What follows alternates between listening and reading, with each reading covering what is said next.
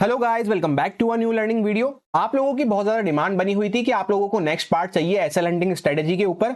किस तरह से चार्ट की साइकोलॉजी को रीड करते हैं, उसके और एग्जांपल्स आपको अंडरस्टैंड करने हैं। डेली मुझे लोग कमेंट्स एंड डीएम्स कर रहे थे इस बारे में। वैसे ये नेक्स्ट पार्ट में बनाने वाला नहीं था, पर ये वाला जो वीक था ये थोड़ा स्पेशल वीक था, जिसमें हमें आरबीआई का इवेंट डे भी देखने को मिला था। तो मैंने सोचा जब स्पेशल वीक है तो यहाँ पे एक पार्ट और बना दिया जाए, जिससे कि लोगों में थोड़े और डाउट्स जो बने हुए हैं वो भी क्लियर हो जाए, प्लस कुछ एडवांस पॉइंट्स मैं आपके साथ शेयर कर सकूं। एंड साथ ही साथ कोई इवेंट डे अगर आता है तो उस पर स्टॉप लॉस हंटिंग क्या काम करता है, नहीं करता, किस तरीके से करता है, वो सब भी हम डिस्कस कर सकें। तो इसीलिए मैं आपके लिए ये वाला पार्ट लेके आया हूं। एंड वीडियो के दौरान मैं बीच बीच में आपसे कुछ साइकोलॉजी पॉइंट्स डिस्कस करूंगा जो आपके बहुत ही ज्यादा काम आएंगे चार्ट की साइकोलॉजी रीड करने में। साथ ही साथ मैं आपसे ये भी डिस्कस करूंगा कि कहां कहां पे मैंने पर्सनल ट्रेड्स लिए, क्या मेरा पूरा माइंडसेट था, क्या प्लानिंग थी वहां पे, वो सब आपको देखने को मिलेगा इस वीडियो में। बस आपसे इतना कहूंगा कि ये फोर्थ पार्ट होने वाला है, तो अभी तक आपने पहले के 3 पार्ट नहीं देखे हैं तो उनको आप अगर देख लेंगे तो ये आपको ज्यादा अच्छे से समझ में आएगा। फर्स्ट 2 पार्ट में हमने पहले बेसिक से लेकर एडवांस पॉइंट्स को डिस्कस किया था। फिर उसके बाद थर्ड पार्ट में मैंने किस तरह से अपनी कैपिटल को 4 दिन में डबल किया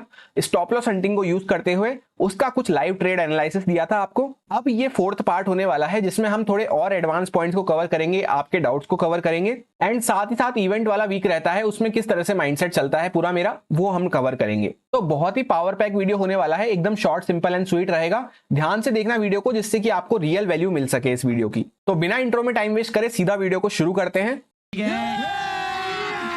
अभी मजा आएगा ना भिड़ो। अब सबसे पहले जैसा कि ये है मंडे का दिन जिसको हम डिस्कस करने वाले हैं, तो अगर आपको मंडे को ट्रेड प्लान करना है तो आपको वीकेंड पे एनालिसिस करना पड़ेगा। वैसे अगर आप नहीं भी करना चाहते तो भी मैं आपको वीकेंड पे पूरा एनालिसिस बना के देता हूं।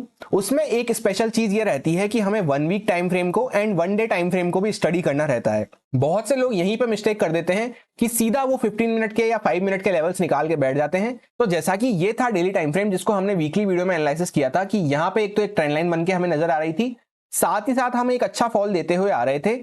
यहां पे हम डायरेक्टली इसके सपोर्ट के आसपास आ गए थे। इसके साथ साथ हमने फ्राइडे को एक बड़ी सी डोजी कैंडल बनाई थी। तो जब मार्केट इस तरह से डायरेक्टली फॉल करता हुआ आ रहा है, किसी सपोर्ट के आसपास आ रहा है, इस ट्रेंड लाइन को भी आप ना देखें तो यहाँ पे ये ब्रेकआउट लेवल था क्रूशियल, तो इसके सपोर्ट के आसपास हम आ गए थे। सो डायरेक्टली अगर गिरता हुआ आ रहा है, ट्रेंड लाइन का सपोर्ट हो चाहे हॉरिजॉन्टल सपोर्ट हो, अगर कोई मेजर सपोर्ट आता है तो यहाँ पे बायर्स एक्टिवेट होने का ट्राई करते ही हैं, या ऊपर से भी जो सेल करके बैठे हैं उनका भी थोड़ा बहुत प्रॉफिट बुकिंग देखने को मिलता है। यहां से ऊपर जाएगा या नहीं जाएगा वो इसी बात पे डिपेंड करता है कि यहां पे फाइट चलेगी, उसके बाद जो डिसाइड होगा ट्रेंड वो यहां पे ऊपर या नीचे की साइड पे मार्केट को लेके जाएगा। तो सिंपल सी बात है, एक ट्रेंडी मूव के बाद एक कंसोलिडेशन फेस आता है। अब ब्रॉड टाइम फ्रेम के हिसाब से जैसा कि हमारा एक प्लान रेडी हो गया कि ऐसा हो सकता है, मार्केट चौपी रह सकता है, तो अब आपको यहाँ क्या देखने को मिलेगा, हमारा जैसा कि प्लान है मार्केट इस तरह से हो सकता है। अब यहाँ पे मार्केट खुलता भी एकदम फ्लैट है, बीचों बीच ऊपर एक मेजर स्विंग है, नीचे एक मेजर स्विंग है, तो ऑब्वियस सी बात है मार्केट क्या करेगा, मार्केट बीच में टाइम पास करेगा, क्योंकि क्या हो गया, ना बायर्स के स्टॉप लॉस पास में है ना सेलर्स के स्टॉप लॉस पास में है। अब नेक्स्ट डे जो था ट्यूसडे का, इसमें मैंने आपसे सिंपल सा एनालिसिस ये शेयर किया था कि यहाँ पे एक रेंज हमें देखने को मिल रही है, इसके ऊपर या इसके नीचे ही एक अच्छा मोमेंटम हमें देखने को मिलेगा। मेजर स्विंग तो यहाँ पे ऊपर या नीचे थे, तो फिर यहाँ पे इसके ऊपर क्यों मोमेंटम हमें देखने को मिलेगा, इसलिए क्योंकि जब एक बार रेंज बन गई तो जो लोग यहां से शॉर्ट करके बैठे हैं वो यहां पे अपना ट्रेल कर लेते हैं स्टॉप लॉस, यहां पे अपना स्टॉप लॉस ट्रेल कर लेते हैं। असली में ये रेंज बनती ही इसलिए है कि जिनको ट्रेल करना है वो भी इसके आसपास अपना स्टॉप लॉस रख लें, नीचे वाले भी यहां पे अपना स्टॉप लॉस रख लें, एंड जिनको होप ट्रेड करनी है यहाँ पे कि अरे यार ऊपर जाएगा, अरे यार नीचे जाएगा, वो भी यहाँ पे एंटर हो जाए, जिस वजह से और स्टॉप लॉस यहाँ पे क्रिएट हो जाए ऊपर और नीचे दोनों साइड पे। अब मार्केट इसमें एकदम बीचों बीच ओपन होता है, तो यहाँ पे सिंपल सी बात है, हमें कुछ भी नहीं करना, यहाँ पे शांति से बैठना है, क्योंकि इसके ऊपर मोमेंटम आएगा या इसके नीचे मोमेंटम आएगा। और यहां तो हमारा काम और आसान हो गया, पहली ही कैंडल इतनी बड़ी सी बन गई तो इसके बाहर ही निकलेगा जब भी तो कोई मोमेंटम प्लान करोगे। यहां पे मेजर स्टॉप लॉसेस थे, उसके बाद और नैरो हुए स्टॉप लॉसेस, उसके बाद यहां पे एक छोटी सी रेंज बन गई। अब कुछ लोगों ने यहां पे ऊपर अपने स्टॉप लॉस रख दिए होंगे, कुछ लोगों ने यहां पे रख दिए होंगे। तो सिंपल सी बात है, जैसे ही यहां से इसका ऊपर की साइड में ब्रेकआउट होना चालू हुआ, मैं तो वैसे यहीं पे एंटर हो गया था, क्योंकि मेरे को समझ में आ गया था कि चार्ट अब नीचे की साइड पे फॉल नहीं कर पा रहा है। वैसे भी अगर मैं आपको इस तरह से जूम करके दिखाऊं तो आप कैंडल स्टिक्स को देखेंगे तो नीचे की साइड पे आपको बार बार विक्स देखने को मिलेंगी, जो ये साफ शो कर रही थी कि यहाँ पे बार बार बायर्स एक्टिवेट हो रहे हैं, एंड इस लेवल को वैसे भी हम ब्रीच नहीं कर पा रहे थे। तो यहीं पे मैंने जैसे ही ये कैंडल बनी बड़ी सी विक के साथ, उसके ऊपर जब एक कैंडल क्लोज हुई तो मैं तो यहीं पे एंटर हो गया था। पर जैसा कि मुझे एक्सपीरियंस है तो मैं यहीं पे एंटर हो गया था, पर आपके लिए मैं सजेस्ट करूंगा, आपको जब तक अभी क्लियर एक्सपीरियंस नहीं हो जाता, अगर आप नए ट्रेडर हैं तो एक बार किसी ब्रेकआउट ब्रेकडाउन पे ही प्लान करें। आपके लिए बेस्ट एंट्री बनती थी जैसे ही इस कैंडल के ऊपर हम निकले, एक बहुत अच्छा ब्रेकआउट हमें देखने को मिला। अच्छा ब्रेकआउट क्यों है ये, क्योंकि यहां से चार्ट पहले तो यहां तक चलता हुआ आया, उसके बाद अच्छे से रुका, ऐसा नहीं डायरेक्ट ब्रेकआउट कर दिया, और डायरेक्ट ब्रेकआउट कभी भी अच्छे नहीं होते। इस वजह से ये ब्रेकआउट अच्छा होने वाला था, तो यहाँ पे आपकी कहीं पे एंट्री बनती थी एंड थोड़ा सा मार्जिन छोड़ के यहाँ पे छोटा सा हमारा स्टॉप लॉस बन रहा था। अगर आप ध्यान से देखेंगे इस तरह से रेंज लगा के, तो सिर्फ और सिर्फ 45-50 पॉइंट का ये स्टॉप लॉस बन रहा था यहाँ पे। तो यहाँ पे अगर आप एंटर करते हैं, उसके बाद आप देख सकते हैं कितना अच्छा मोमेंटम हमें देखने को मिला। तो मिला उसके पीछे का सिंपल सा लॉजिक है, पहले इस कैंडल के ऊपर नीचे स्टॉप लॉस थे, यहाँ पे स्टॉप लॉस कटे, यहाँ पे कटे तो फिर इसके पास चार्ट आ गया तो इनके ऊपर प्रेशर आ गया, यहाँ के स्टॉप लॉस कटे। एंड इसी तरह से मैंने आपको प्रीवियस स्विंग बताई थी कि यहाँ पे एक और स्विंग है, तो यहाँ तक के एग्जैक्टली हमें यहाँ तक के स्टॉप लॉस कटते हुए नजर आए। आप देखेंगे चार्ट यहीं पे आके रुक गया एंड यहीं से वापस रिवर्स हुआ। इस तरह से जब आप जूम करके देखेंगे तो एक अच्छा यहाँ पे एम टाइप ऑफ पैटर्न बनाया, फिर जाके मार्केट रिवर्स हुआ। दूसरा जो मैंने आपको ट्यूसडे के लिए एनालिसिस दिया था टेलीग्राम पे, यहाँ पे मैंने उसमें आपको एक ट्रेंड लाइन शेयर करी थी। तो ऐसे भी आप देखेंगे तो जैसे ही इस ट्रेंड लाइन के ऊपर हम निकले तो एक अच्छा सा मोमेंटम हमें देखने को मिला। ट्रेंड लाइन को ना भी देखो तो यहाँ से आप इस तरह से देख सकते हो, सिंगल पैटर्न बन रहा है, सिमेट्रिकल ट्रायंगल पैटर्न, वो भी जैसे ही ब्रेकआउट हुआ एक अच्छा मोमेंटम हमें देखने को मिला। तो चाहे आप हॉरिजॉन्टल लेवल ट्रेड करते हो, चाहे ट्रेंड लाइन ट्रेड करते हो, चाहे चार्ट पैटर्न ट्रेड करते हो, अगर आपको सही से चार्ट पे स्टॉप लॉस आइडेंटिफाई करना आता है तो आप आराम से इसको यूज करो, इसको यूज करो, इसको यूज करो, किसी को भी यूज करो, एट दी एंड आपकी एक्यूरेसी अच्छी होती जाएगी, आप प्रॉफिट में बने रहोगे। तो ये ट्यूसडे के दिन मैंने यहाँ पे एंट्री लेके यहाँ पे कहीं पे एग्जिट किया था एकदम टॉप के आसपास, जब ये टॉप से वापस से मार्केट रिवर्स करके यहाँ पे एम टाइप ऑफ पैटर्न बनाने लगा था। अब आप सोचेंगे कि यहाँ पे मार्केट इस तरह से साइडवेज क्यों हो गया, तो इस बात को भी आप प्रो टिप की तरह नोट डाउन कर सकते हैं इस पॉइंट को। जब भी दोनों साइड का अच्छा मोमेंटम हो चुका है ऊपर और नीचे, उसके बाद मोस्ट प्रोबेबली चार्ट साइडवेज हो जाता है, थोड़ा रेस्ट लेता है इस तरह से। अब उसके बाद आप नेक्स्ट डे पे आएंगे, वेडनेसडे वाले दिन पे, तो यहाँ पे मैंने आपको एक ट्रेंड लाइन मार्क करके दी थी इस तरह से, एंड मैंने यही कहा था कि चार्ट अगर यहीं पे ओपन होता है तो यहाँ से एक फॉल हमें देखने को मिल सकता है। पर यहाँ पे इंपॉर्टेंट पॉइंट क्या है नोट करने को, कि यहाँ पे जैसा कि मैंने आपसे हमेशा कहता हूं 2-3 मिनट रुक के 5 मिनट रुक के फिर अगर ये गिरेगा ना, तो यहाँ पे और लंबा सस्टेन कर पाएगा और लंबा आगे तक जा पाएगा इस तरह से। ऐसा क्यों होता है, क्योंकि जनरली बहुत सारे लोग होते हैं मेरी तरह जो इंट्राडे में ट्रेड करना प्रीफर करते हैं। कभी कभी क्या होता है, चार्ट जब डायरेक्टली ओपन होते ही फॉल करने लग जाता है या ओपन होते ही बढ़ने लग जाता है, तो उनको एंटर करने का टाइम नहीं मिल पाता है। या जैसे सपोज यहाँ पे किसी का एनालिसिस बन रहा था, उसको यहाँ पे बाय करना था, मेरा तो जैसे सेलिंग का बन रहा था, पर किसी को सपोज बाय करना था, तो वो भी यहाँ पे एंटर हो जाता, तो उसका भी स्टॉप लॉस यहाँ पे मिल जाता चार्ट को, तो और लंबा फॉल हमें देखने को मिलता। यहाँ पे आपको देखने को मिलेगा फॉल तो बड़ा सा आपको देखने को मिला कंटिन्यू। इसमें आप जनरली अगर आप नए ट्रेडर हैं तो एंटर नहीं हो पाएंगे। मैंने तो वैसे पर्सनली यहाँ पे एंट्री ले ली थी 917 के आसपास, एंड बहुत ही अच्छा, मेरे को 10-15 मिनट के अंदर ही बहुत अच्छा टारगेट यहाँ पे कहीं पे मैंने अपना टारगेट बुक करा था। अब कुछ लोग बोलेंगे कि 917 पे ही क्यों एंट्री ले ली आपने इस भगते भगते, तो भाई मेरे को मेरे एनालिसिस पे बिलीव था पूरा, मेरे को मैंने आपसे क्लियर कट कहा था कि डाउन साइड पे हमें अच्छा मोमेंटम देखने को मिलेगा। उसके बाद जो बात मैं आपसे कह रहा था वही यहाँ पे होता हुआ नजर आया। फॉल तो हमें देखने को मिला, पर ये यहीं से इसके बाद से ही थोड़ा साइडवेज होना चालू हो गया, ज्यादा आगे तक ये जा ही नहीं पाया, क्योंकि डायरेक्टली यहीं से गिरना चालू हो गया था। ना तो यहाँ पे नए शॉर्टर सेंटर हो पाए, जो जल्दी से हो गए फटाफट मेरी तरह वो हो गए, बस थोड़ा बहुत, उनको भी पूरी क्वांटिटी ऐड करने का मौका नहीं मिला, क्योंकि डायरेक्टली गिरना चालू हुआ था तो मैं भी बहुत कम क्वांटिटी के साथ एंटर हुआ था। जो यहाँ पे इस कंसोलिडेशन को देख के हायर साइड पे बाय करके गए थे, तो वो भी यहाँ पे अगर थोड़ा 5-7 मिनट रुकता तो वो भी अपनी पोजीशन को एवरेज करना चालू करते और पोजीशन ऐड करना चालू करते, तो उनके भी स्टॉप लॉसेस मिलते। फिर चार्ट ने यहाँ पे अच्छे से कंसोलिडेट करा। नीचे की साइड से आप देखेंगे तो लोज जो लग रहे थे वो ऊपर की साइड पे शिफ्ट हो रहे थे इस तरह से। तो जब भी इस तरह से लोज ऊपर की साइड पे शिफ्ट हो रहे हो, डाउन साइड का एक अच्छा मोमेंटम जब भी मिल पाता है जब ये लो कोई ब्रेक होता है एक तरह से। उसके साथ साथ एक बात और थी कि यहाँ पे मल्टीपल रेजिस्टेंस सेम लेवल पे हमें देखने को मिल गया था। एक बार स्ट्राइक करा, दूसरी बार स्ट्राइक करा, तीसरी बार स्ट्राइक करा, नीचे से लोज ऊपर की साइड पे शिफ्ट हो रहे हैं, तो रेंज यहाँ पे जब स्क्वीज हो गई, ऊपर की साइड पे स्टॉप लॉस आ गए अच्छे खासे, तो यहाँ पे जैसे ही चार्ट निकला तो एक बड़ा मोमेंटम हमें देखने को मिला। अब इसके बाद आता है पूरे वीक का सबसे इंपॉर्टेंट दिन, आरबीआई पॉलिसी वाला डे। इस दिन अपना क्या एनालिसिस था, अगर आपने टेलीग्राम पे देखा होगा तो मैंने आपसे कहा था क्लियर कट यहाँ पे एक अच्छा मूव हमें देखने को मिल चुका है। अगर चार्ट फ्लैट खुल के यहीं पे कंसोलिडेट करता है, फिर आरबीआई पॉलिसी के साथ या आरबीआई पॉलिसी के बाद इसको ब्रेकआउट करना चालू करता है, तो पहला मूव हमें 45,000 के लेवल तक का मिल सकता है। इसके ऊपर अगर 1-2 मिनट सस्टेन करेगा तो यहाँ पे जो लोग शॉर्ट बना के बैठे हैं वो अपनी पोजीशन को कवर करना चालू करेंगे। अब हुआ क्या, यहाँ पे हल्का सा गैप डाउन हमें देखने को मिला। गैप डाउन के बाद इमीडिएटली पहली कैंडल में हमें यहाँ पे एक फॉल देखने को मिला। अब होता क्या, अगर ये गैप डाउन थोड़ा बड़ा होता, 700 के आसपास होता, जैसा कि मैंने आपको एनालिसिस में भी कहा था इस लेवल के आसपास होता, तो इन बायर्स की पोजीशन जो है खतरे में आ जाती। फिर तो यहां से हमें एक अच्छा सेलिंग देखने को मिलता ओपन होते के साथ ही मार्केट के। ऐसा क्यों, क्योंकि यहाँ पे ये सब जो लोग बाय करके बैठे हैं इनका स्टॉप लॉस यही लेवल पे पड़ा है। पर एक्चुअल में हुआ क्या, गैप डाउन भी ज्यादा बड़ा नहीं हुआ, फ्लैट भी नहीं खुला, बीच में कहीं पे चार्ट खुला, उसके बाद थोड़ा सा सेलिंग हमें देखने को मिला। बेसिकली यहाँ पे जो इस मोमेंटम को देख के यहाँ पे टॉप पे बाय करके गए होंगे उनको चार्ट ने थोड़ा सा डराया। जो वीक हैंड्स होते हैं, स्पेशली रिटेलर्स, न्यू रिटेलर्स जो होते हैं, उनको थोड़ा सा डराया, उनकी तरफ से सेलिंग हमें देखने को मिली। आरबीआई पॉलिसी हो, चाहे कोई सा भी दुनिया का इवेंट हो, स्टॉप लॉस हंटिंग को उससे कोई भी फर्क नहीं पड़ता है। एट दी एंड चार्ट को मूव करना स्टॉप लॉसेस पे ही है। 10 में से 9 बार चार्ट स्टॉप लॉस पे ही वर्क करता हुआ नजर आता है, अनटिल एंड अनलेस कोई स्पेशल ऑपरेटर अपना पैसा ना लगाए एक्स्ट्रा, कि जैसे मेरे को तो गिराना ही गिराना है, मैं यहाँ पे शॉर्ट करूंगा ही करूंगा, या मैं यहाँ पे बाय करूंगा ही करूंगा।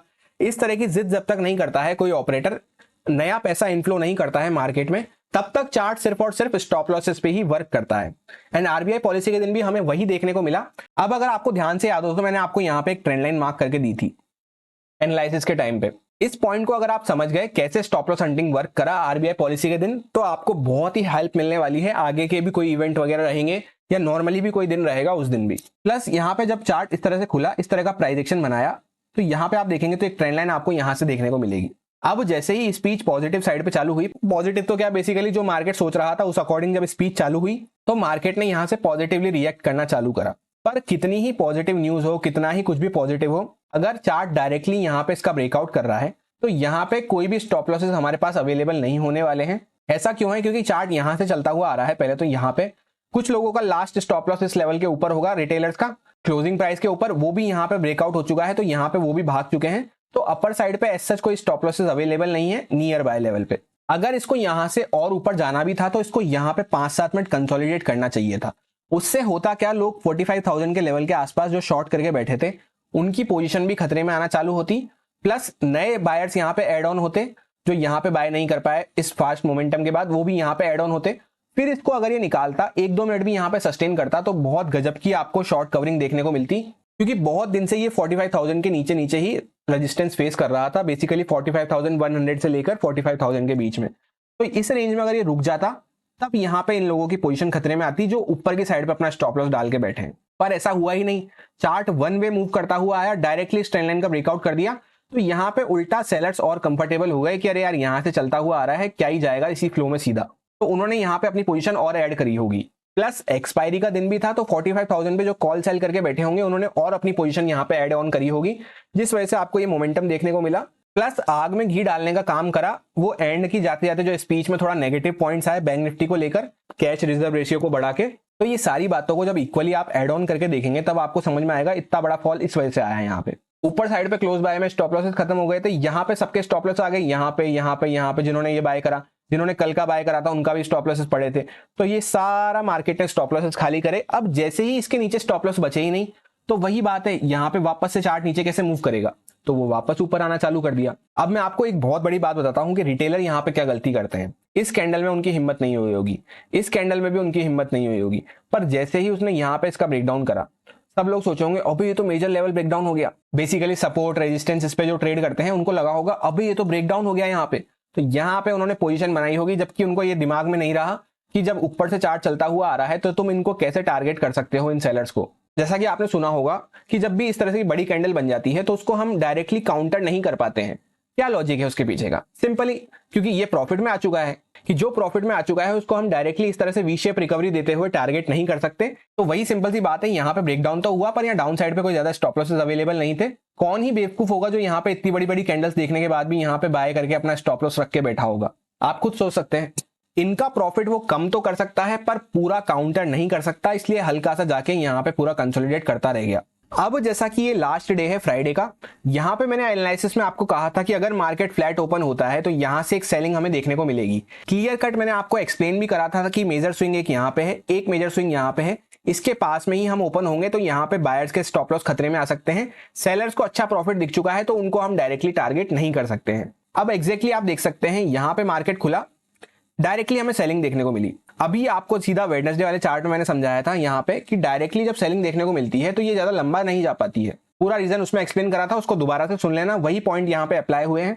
अगर ये 2-5 मिनट रुक के गिरता तो और लंबा जा पाता। पहली ही बड़ी सी कैंडल बन गई तो यहाँ पे सारे बायर्स फटाफट अपनी पोजीशन कट डाउन कर देते हैं। नए बायर्स ऐड होने का तो सवाल ही नहीं बनता, क्योंकि ओपनिंग में किसी को टाइम मिला नहीं यहाँ पे बाइंग पोजीशन एवरेज करने का, और उसके बाद जो थे ऑलरेडी वो इसी कैंडल में भाग चुके हैं सारे। प्लस मैंने आपसे एनालिसिस में भी यही कहा था कि अगर मार्केट यहाँ पे फ्लैट खुलता है तो जैसे ही 470 480 के लेवल को क्रॉस करना चालू करेगा, तो यहाँ पे इन बायर्स की पोजीशन तो खतरे में आएगी जो आएगी, ये वाला स्विंग भी पास में आ जाएगा, इसकी पोजीशन भी खतरे में आ जाएगी। एंड एग्जैक्टली आप जब यहाँ से मार्क करके देखेंगे तो वहीं तक का मोमेंटम हमें देखने को मिला। चार्ट को समझने में कोई भी रॉकेट साइंस नहीं लगती है, बस थोड़ा सा आपको अंडरस्टैंडिंग अपनी बढ़ानी पड़ती है। ट्रेडर बनना है तो एट द एंड आपको सीखना तो पड़ेगा ही। खुद के एक्सपीरियंस से जाके सीखोगे ये सब बातें तो आपको टाइम ज्यादा लगेगा, मेरे एक्सपीरियंस से सीख लोगे तो आपको टाइम कम लगेगा। सिंपल सा लॉजिक है। अब सिंपली वही लॉजिक है जो वेडनेसडे के चार्ट में मैंने एक्सप्लेन करा। पहली ही कैंडल में बड़ा सा मूव हो गया, सारे स्टॉप लॉस यहाँ पे खाली हो ही गए, तो चार्ट नीचे तो जाने का सवाल बनता नहीं है, क्योंकि बायर के स्टॉप लॉस तो बचे नहीं। पिछला स्विंग भी अभी मैंने आपको बताया वो हम खाली कर चुके हैं। प्लस ये जो यहाँ पे सेलर बैठा है और यहाँ से सेलर बैठे हैं, कहीं से भी सेलर बैठे हैं, इनको तो बहुत अच्छा प्रॉफिट दिख चुका है।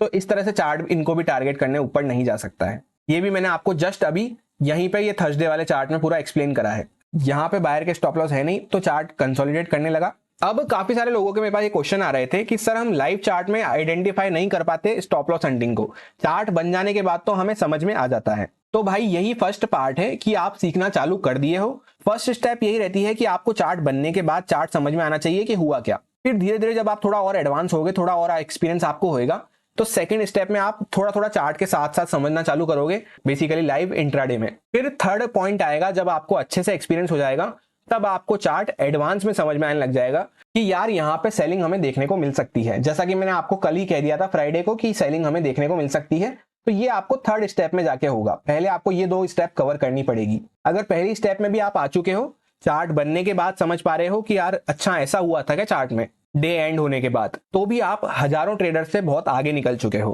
काफी सारे लोग ऐसे हैं, रोज के मुझे 10 से 20 मैसेज तो आते ही आते हैं इंस्टाग्राम पे, टेलीग्राम पे या कोई भी कमेंट सेक्शन में यूट्यूब के, जिसमें लोग मुझे प्यार देते हैं, ब्लेसिंग्स देते हैं कि स्टॉप लॉस हंटिंग के रिलेटेड जब मैंने उनको बताया तो उनकी ट्रेडिंग बहुत नेक्स्ट लेवल इंप्रूव हो चुकी है।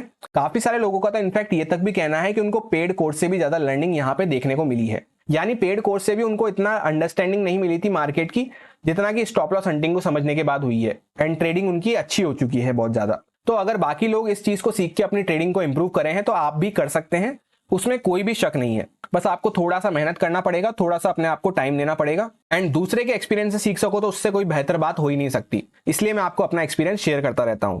तो अगर आपको और एक्सपीरियंस चाहिए हो और लर्निंग चाहिए हो इस रिगार्डिंग और इस टाइप के एग्जाम्पल देखने हो चार्ट की साइकोलॉजी के रिलेटेड, तो लाइक एंड कमेंट करते हुए वीडियो को अप्रिशिएट कर सकते हैं। वैसे तो इस टॉपिक पे मैं और पार्ट बनाने में अब इंटरेस्टेड नहीं हूं, बाकी किसी और टॉपिक्स को कवर करेंगे। फिर भी अगर आपके कुछ डाउट रहते हैं या मुझे कुछ चार्ट पे स्पेशल दिखता है एंड आप अगर सीखना चाहेंगे तो मैं आपके लिए और पार्ट्स बनाता जाऊंगा। जैसे किसी दिन मुझे कुछ स्पेशल दिखा चार्ट में, कुछ स्पेशल रहा समझाने का, कोई एक्स्ट्रा पॉइंट रहा, एडवांस पॉइंट, तो मैं आपके साथ शेयर कर दूंगा।